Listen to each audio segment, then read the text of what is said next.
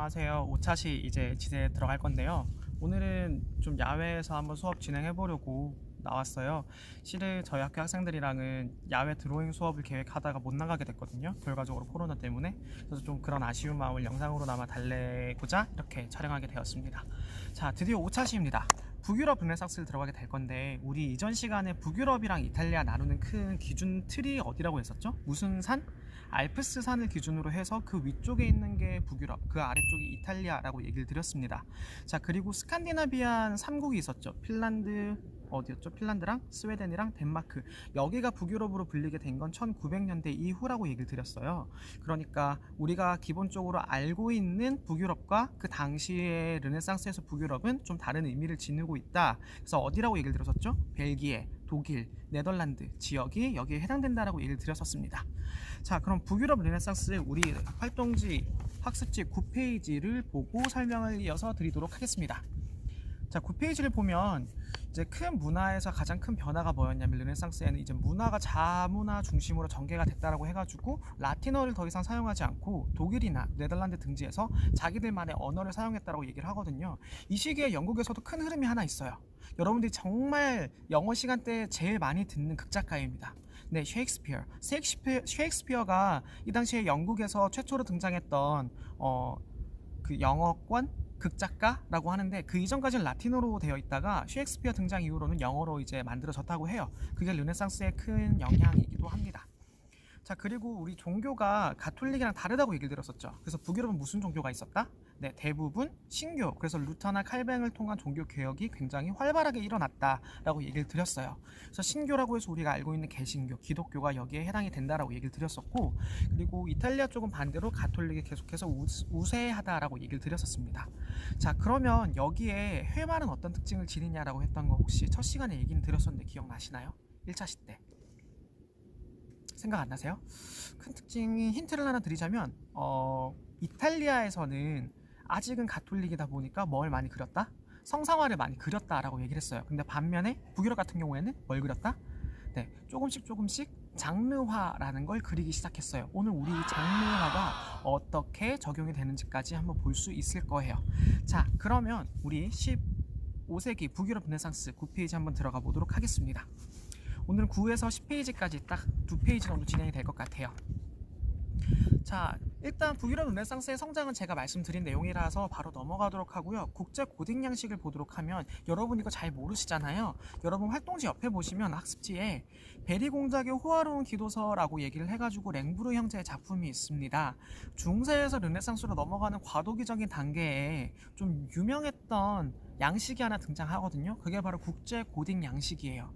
자, 여러분 고딕이라는 걸 먼저 알아야겠죠. 중세에서 가장 끝부분에 존재했던 게 이 고딕인데, 이 고딕이라는 건 신을 위해서 신에게 다가가겠다라는 논의를 바탕으로 건축물을 굉장히 높게 만드는 게 큰 특징이었어요. 그럼 회화에서는 어떻게 됐었냐? 조금은 장식적이고 호화롭게 만들었는데, 사실 신 중심으로 갔다면 그렇게 세밀하게 그리는 그림, 잘 그리고 좀 호화로운 그런 그림을 만드는 게 유행하진 않았었어요. 그런데 가장 끝물이라 그랬잖아요, 중세 때. 그럼 경제적으로 부흥했던 신흥 부르주아들에게 어울리는 그림들을 그려야 할 거 아니에요. 그러니까 돈을 좀 번 사람들이 이걸 좀 적용할 수 있는 게 뭐가 없을까라고 해가지고 호화로운 기도서를 만들기 시작하는 거죠. 말 그대로 기도는 기도를 하기 위한 이제 주문이 달려있는 그런 것들인데, 그런 책들인데, 그걸 굉장히 호화롭게 만드니까 기존에 알고 있던 뭐 검소, 소박 이런 것과는 조금 의미가 다르겠죠. 그래서 그런 식으로 유행하게 된 게 국제 고딕 양식이라는 건데, 굉장히 세밀하고 좀 파란색, 빨간색, 좀 비싼 물감들을 많이 썼어요. 파란색이 왜 비싸냐? 여러분, 그 파란색 물감, 우리나라 고려청자 있죠? 고려청자. 그리고 지금 선생님이 입은 이 파란색 옷, 일부러 이거 골라 입었거든요. 이게 원래 재료가 어디에서 나오냐면 터키 지역에서밖에 안 나와요. 코발트 블루라고 해가지고. 그렇다 보니 당연히 그 물건을 수입하는 것 자체가 굉장히 비싼 거고, 이 색깔을 소비하는 것 자체가 문화를, 돈을 많이 사용한다는 그런 의미를 지니게 되겠죠. 그래서 고딕 국제 양식은 그런 특징을 지니고 있는데, 북유럽 르네상스는 이 특징을 바탕으로 성장하게 됩니다. 자, 이제 바로 로베르 깡팽이라는 사람을 보러 가도록 하겠습니다. 자, 깡패 아니고 캉팽입니다. 로베르 깡팽. 자, 동그라미 1번을 보시면 중세의 끝인 고딕 국제 양식에서 르네상스로 바뀌는 전환점을 제시한 북유럽 르네상스의 초기 작가로 체크, 세속적 종교와 패널화의 제작 및 유화의 사용이 특징이다 라고 나와 있습니다. 자, 여러분 여기 유화라고 나오죠. 어라? 우리 이전 시간까지 유화를 많이 사용했다라고 얘기를 했지만 누가 개발했는지에 대한 얘기는 나오지 않았어요. 드디어 나왔습니다. 로베르 캉팽. 이 사람은요, 북유럽에서 최초로 유화라는 걸 사용을 해가지고 자기 제자에게 전달을 해줘요. 조금 있다가 이 사람의 제자에 대해서도 우리가 보게 될 텐데, 그림이 둘 다 특징이 뭐냐면 좀 꼼꼼하고 색채가 화려하고 다양한 이미지들을 좀 사실적으로 그린다, 그런 특징들을 지니고 있습니다. 자, 로베르 깡팽의 그림을 보면 이제 메로드의 재단화라고 하는데, 재단화는 사실 그 3단으로 되어 있으면 트립티크라는 이름을 또 별도로 지니고 있거든요. 그래서 보시면 왼쪽, 여러분들 기준으로 왼쪽, 중앙, 오른쪽 이렇게 설명이 되어 있을 거예요. 이 그림은 이제 접었다 폈다 할 수 있어요. 그러면 예전에는 여기다 이렇게 접었을 땐 접어서 보이는 그런 그림들도 따로 제작을 했었다고 합니다. 자, 여기 있는 메로드의 재단화를 보면 여러분들 기준에서 제일 왼쪽에 있는 건 이 그림을 후원했던 후원자, 그러니까 주문자라고 할 수 있겠죠. 그래서 이 주문자 두 사람이 방 안으로 들어가는데 그 방 안의 모습이 중앙이에요. 자, 여기는 무슨 장면이냐? 책을 읽고 있는 마리아가 이제 천사를 통해 가지고 너는 예수를 임신하게 될 것이다 라는 수태고지를 받는 장면이에요. 어라? 성서에서는 마리아가 어디에서 예수를 잉태한다 혹시 알고 계시나요? 네, 헛간에서, 마국간이라고 하는 게 맞겠죠. 마국간이나 헛간에서 이제 수태고지라는 걸 딱 받게 되는데, 여기서는 후원자의 집에서 받고 있는 거죠. 그러니까 여기서도 후원자에게 조금 더 적합하게 발전했던 그런 중세 고딕 양식의 특징이 남아있다라고 얘기를 할 수 있습니다. 그리고 이제 제일 오른쪽으로 가게 되면 뭐가 있냐? 바로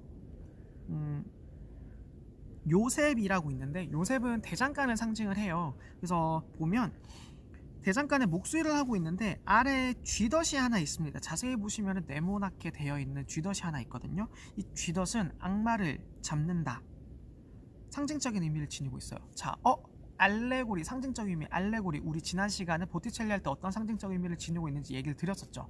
마찬가지로 여기는 훨씬 더 다양한 알레고리들이 들어가 있는데, 우리가 기본적으로 알고 있는 것들과 조금 다를 수 있어요. 자, 여러분들 다른 말로 여러분들 잘 모를 수 있어요. 그래서 그 부분들에 대해 제가 몇 가지 설명을 드릴게요.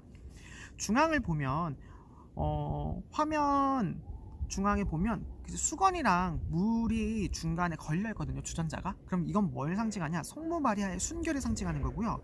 그 옆에 벽난로가 있는데 벽난로를 누가 가리고 있어요? 성모 마리아가 가리고 있죠. 이 벽난로가 뭐냐? 바로 지옥의 입구라고 얘기를 하는 거예요. 왜? 지옥은 지옥불 빠 이렇게 올라오는 거 있잖아요. 그걸 가리고 있기 때문에 성모 마리아가 지옥의 입구를 가린다라고 얘기를 하고 있고, 그리고 성모 마리아 옆에 탁자를 보면 꽃봉오리가 3개가 펴 이렇게 펼쳐져 있는 꽃이 있습니다. 이건 또 뭘 상징하냐? 삼위일체, 성삼위일체라고 얘기를 해서 우리 지난 시간에 얘기를 드렸어요.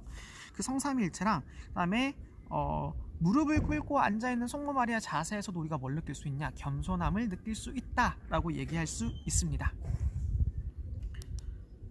자, 그러면 다음으로 넘어가도록 하겠습니다.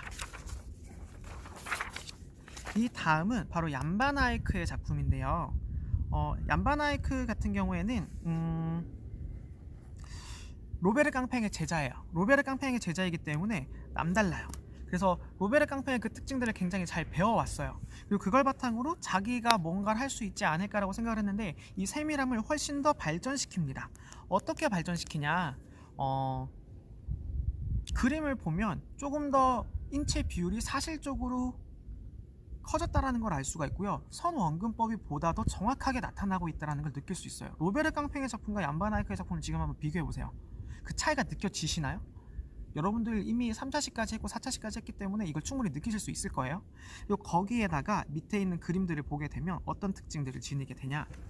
자, 일단 두 사람의 부부의 초상이라 가지고 결혼하고 있는 장면을 상징을 하고 있는데, 그 뒤쪽에 보면 이 결혼을 보는데 우리 보통 결혼하면 하객들 많이 부르잖아요. 여기에도 마찬가지로 증인이 있습니다. 볼록 거울 안에 증인이 있는데 증인이 누굴까요? 자, 우리 보통 이렇게 부부가 사진을 찍고 있으면 누가 사진을 찍어주죠? 사진 작가죠. 그 당시엔 사진기가 없었을 거 아니에요. 그럼 누가 찍어줄까? 바로 화가가 여기선 사진 작가와 같은 역할을 한다는 거죠. 자, 그래서 보면 작가는 자신의 이름을 적어 놓습니다. 거울의 위쪽에 얀바나이크 was here. 그래서 얀바나이크 나 여기 있었네라는 말을 여기다 남겨둬요.